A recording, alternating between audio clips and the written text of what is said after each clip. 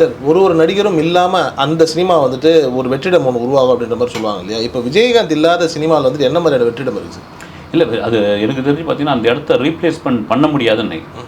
ஏன்னா இப்போ வந்து விஜய் அரசியலுக்கு போகிறார் அப்படின்னு பொழுது அவர் துப்பாக்கி கையில் கொடுத்தாரு சிவகார்த்திகிட்ட, அவர் தான் அடுத்த தளபதி அப்படின்னா, எனக்கே விஜயோட இடத்த சிவகார்த்திகேயன் பிடிக்கிறதுக்கு இன்னும் நாள் ஆகும். அது சிவகார்த்திகேயனுக்கு தெரியும். ஏன்னா 23 24 படம் தான் பண்ணியிருக்காரு, அது சாத்தியம் இல்லைன்னு. ஆனாலும் வந்து அந்த இடத்துக்கு ஒரு தகுதியானவர்ப்பா அப்படின்ற அளவுக்கு கொண்டு வந்துட்டாங்கன்னா, நீங்கள் விஜயகாந்த் இடத்துக்கு ரீப்ளேஸ்மெண்ட் பண்ணும்போது இப்படி ஒரு மனுஷன் நீங்கள் பார்க்கவே முடியாது. நீங்கள் நடிகராகவும் பார்க்க முடியாது, அவர் வந்து ப்ரொடியூசராகவும் பார்க்க முடியாது, ஒரு கட்சியோட தலைவராகவும் பார்க்க முடியாது, ஒரு என்னன்னே புரிஞ்சிக்க முடியாது. சார் ஒருத்தர் சொல்கிற அவர் வச்சு படம் பண்ண பெரிய ப்ரொடியூசர் சொல்கிறாரு, சுப்பையா, நான் ரோகநிலை ஆட்சியில் அவர் காலம்பிக்கிட்டு இருந்த ஆஃபீஸ் பாய்ங்கன்றார். அப்போ வந்து ஒன்றுமே கிடையாது, தினமும் வந்து காலமுக்கும் அவருக்கு. அவர் காரை துடைப்பேன், அந்த கார் துடைக்கிறது கூட பெரிய காசுலாம் இருக்காது.